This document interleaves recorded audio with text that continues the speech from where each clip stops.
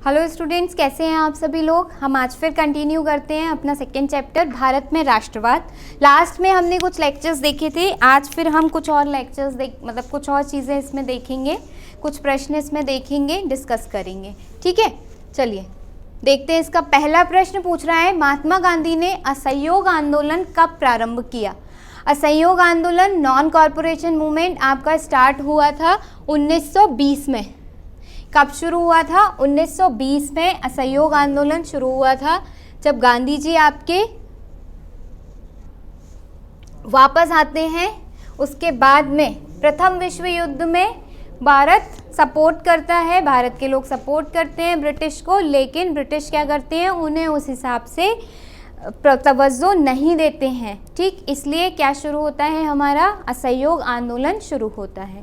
इसके साथ साथ जलियांवाला बाग हमने देखा 13 अप्रैल 1919 की घटना, और इससे लोग और ज़्यादा उनमें विद्रोह है, और इसीलिए गांधी जी क्या शुरू करते हैं, असहयोग आंदोलन शुरू करते हैं। ठीक है, दूसरा क्वेश्चन कह रहे हैं कि भारत के लिए डोमिनियन स्टेटस का ऐलान किसके द्वारा किया गया। तो ये किया गया लॉर्ड इरविन के द्वारा। लॉर्ड इरविन जो हमने देखा था, गांधी इरविन समझौता भी देखा था हमने, 5 अगस्त 1931 को होता है गांधी इरविन समझौता।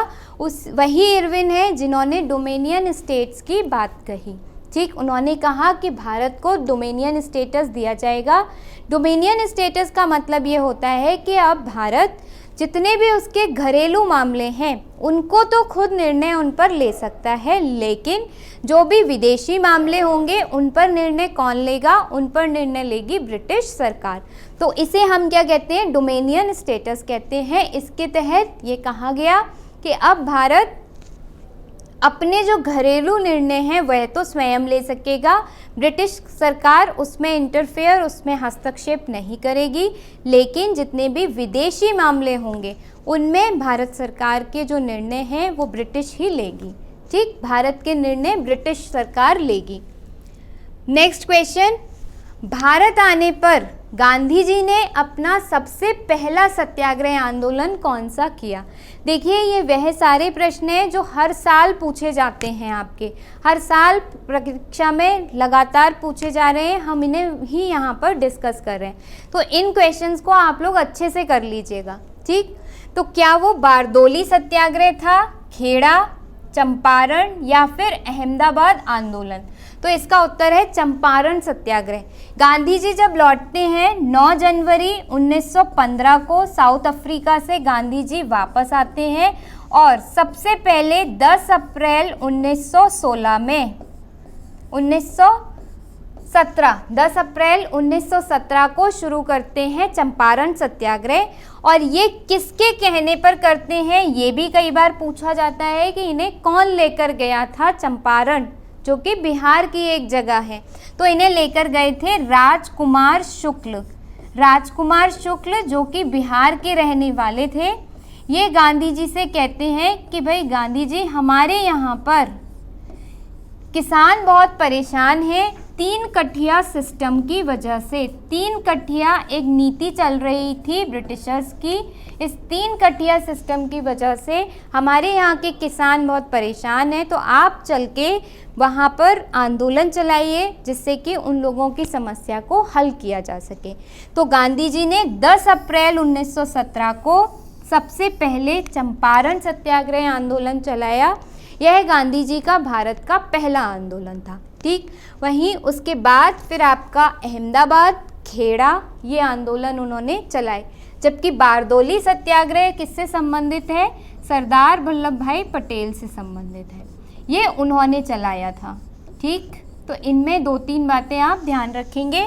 अहमदाबाद आंदोलन 1918 और आपका खेड़ा सत्याग्रह भी 1918 में होता है। ठीक है, चलो नेक्स्ट क्वेश्चन की तरफ चलते हैं। गांधी इरविन समझौता कब हुआ, इसकी कोई एक शर्त बताइए। कब हुआ ये तो मैंने आपको बता दिया था, लास्ट क्लास में मैंने बताया था 5 मार्च 1931 को गांधी और इरविन का समझौता हुआ। क्यों हुआ था, क्योंकि जो सविनय अवज्ञा आंदोलन शुरू हुआ था 6 अप्रैल 1930 को, ब्रिटिश सरकार चाहती थी कि एक तो ये आंदोलन वापस ले लिया जाए और जो इंडियन नेशनल कांग्रेस है, भारतीय राष्ट्रीय जो कांग्रेस है, यह भाग ले किसमें, गोलमेज सम्मेलन में।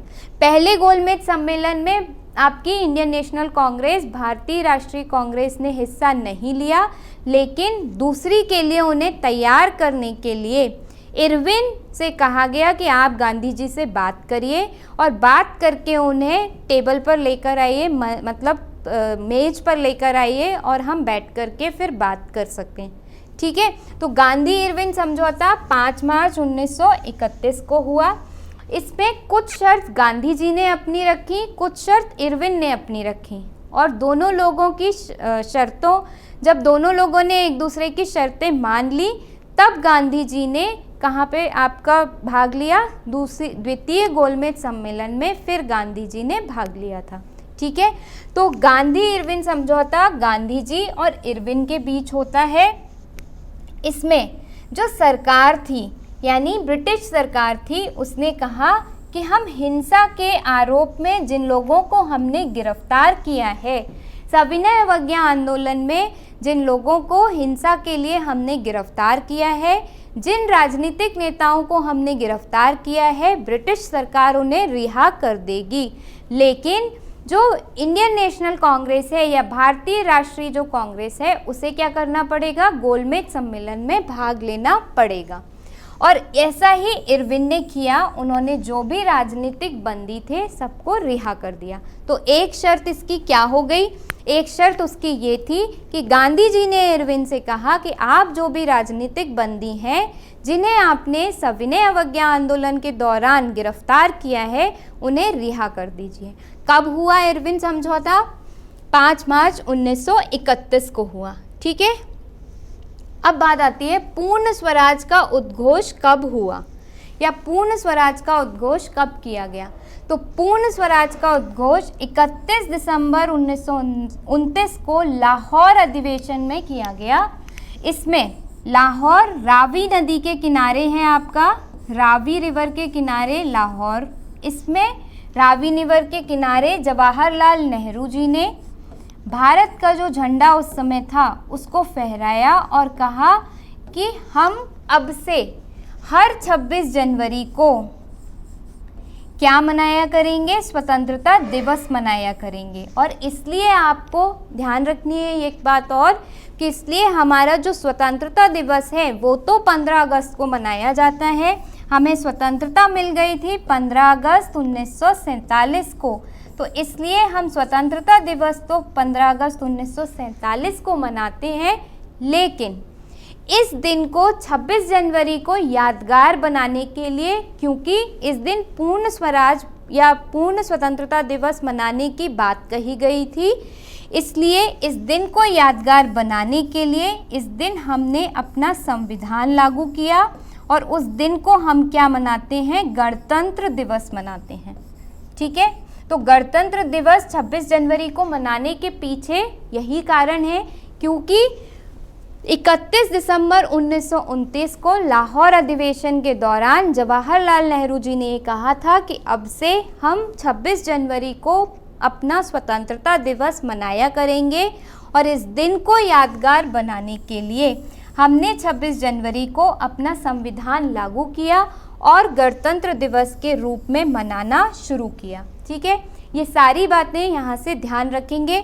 और ये जो आपका इंडियन नेशनल कांग्रेस यानी जो भारतीय राष्ट्रीय कांग्रेस का ये जो अधिवेशन था, इसकी अध्यक्षता भी आपकी किसने की थी, जवाहरलाल नेहरू ने की थी। ठीक, कहाँ पे हुआ था, लाहौर में हुआ था। कब हुआ था और उसकी महत्वपूर्ण उस समय क्या घटना हुई थी कि उस दिन पूर्ण स्वराज का उद्घोष किया गया था। ठीक, चलिए अगले प्रश्न पर चलते हैं। प्रथम विश्व युद्ध के भारतीय समाज व अर्थव्यवस्था पर क्या प्रभाव पड़े।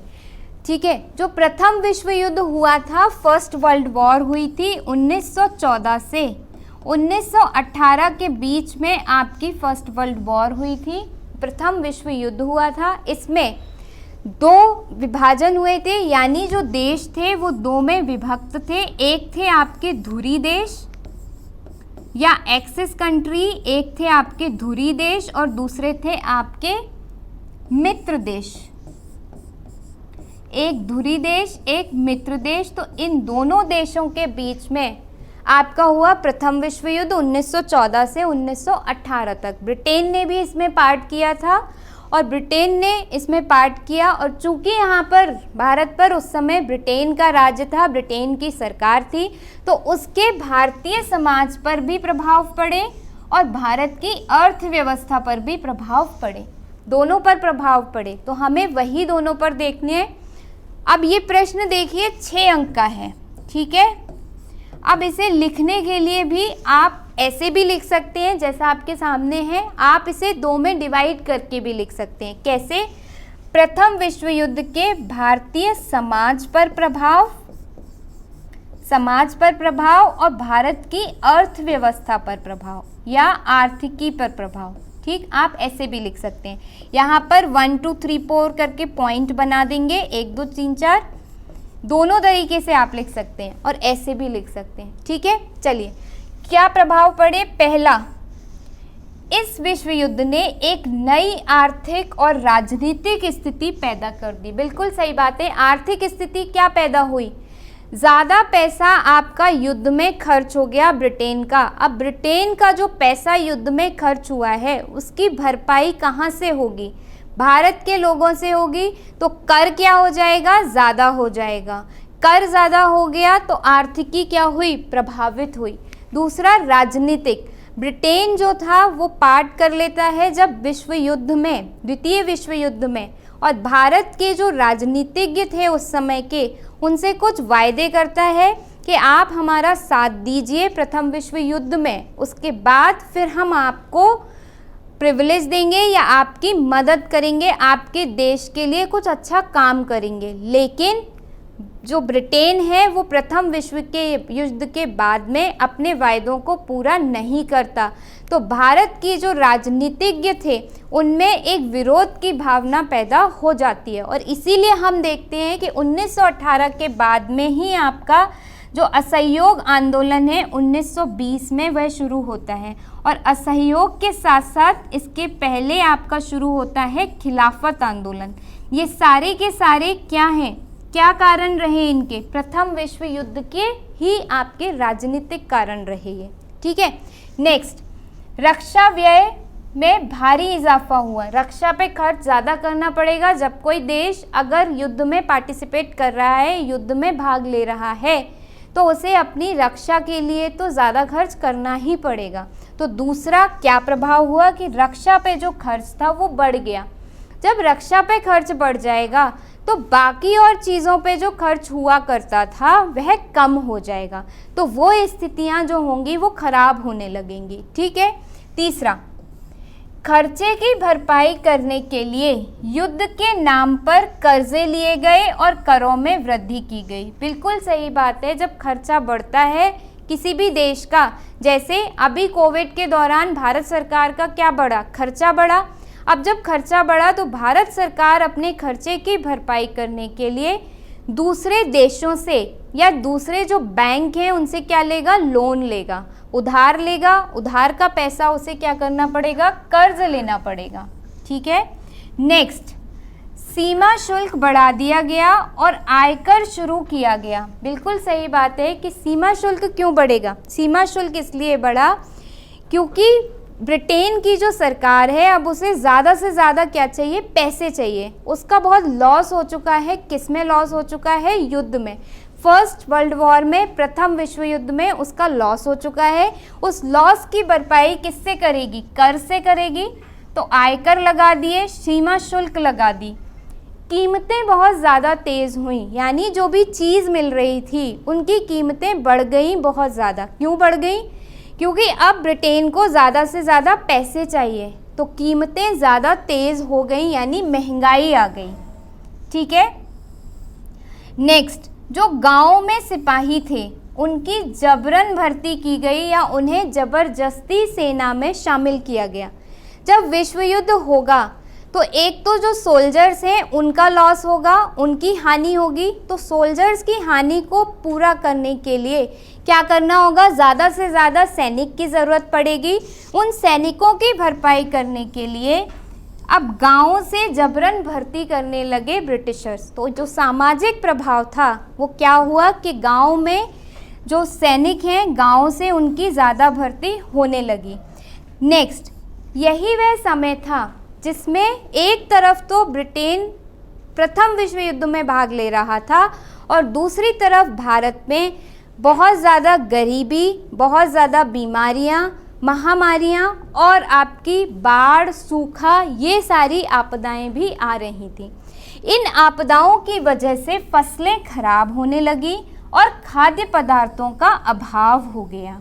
ठीक, क्योंकि मैंने बताया जब आपका रक्षा पे खर्च बढ़ रहा था, रक्षा पे खर्च बढ़ेगा तो और जो चीज़ें हैं जिन पे खर्च होना था वो खर्च कम हो जाएगा। जब वो खर्च कम हो जाएगा तो उसका प्रभाव समाज पे दिखना शुरू हो जाएगा। उसी समय फ्लू आया तो जो स्वास्थ्य की समस्याएं हैं वो भी देखने को मिलती हैं। तो इस तरीके से अगर हम देखें समाज पर क्या प्रभाव पड़ते हैं प्रथम विश्व युद्ध के, नंबर 1 समाज में गरीबी, महामारी, बेरोजगारी, ये सारी चीज़ें देखने को मिलती हैं। वहीं आर्थिकी में कर बढ़ा दिए जाते हैं और दूसरी ओर ज़्यादा से ज़्यादा कर लिए जाते हैं, ज़्यादा से ज़्यादा कर्ज लिए जाते हैं और इसके साथ साथ आपकी जो राजनीति है वो भी प्रभावित होती है और इसके अलावा जो रक्षा का व्यय है वह भी बढ़ जाता है। ठीक है, चलिए, तो ये सारी बातें आपको इसमें लिखनी होंगी। ठीक, नेक्स्ट हमारा क्वेश्चन है, भारत में राष्ट्रवाद की भावना पनपने में किन किन कारकों का योगदान था। दोबारा से ये हमारा 6 अंक का प्रश्न है, तो इसे हम डिटेल में लिखेंगे। हम लिखेंगे इसमें कि भारत में राष्ट्रवाद की भावना पनपने में निम्नलिखित कारक जिम्मेदार थे। अब आप इसे देखिए, या तो 1 2 3 करके लिख लीजिए कि कारक नंबर 1 2 3 4, या फिर आप इसे डिवाइड कर सकते हैं। जैसे सांस्कृतिक कारक क्या थे, अगर भारत में राष्ट्रवाद पनपा तो उसके लिए सांस्कृतिक कारक क्या जिम्मेदार थे।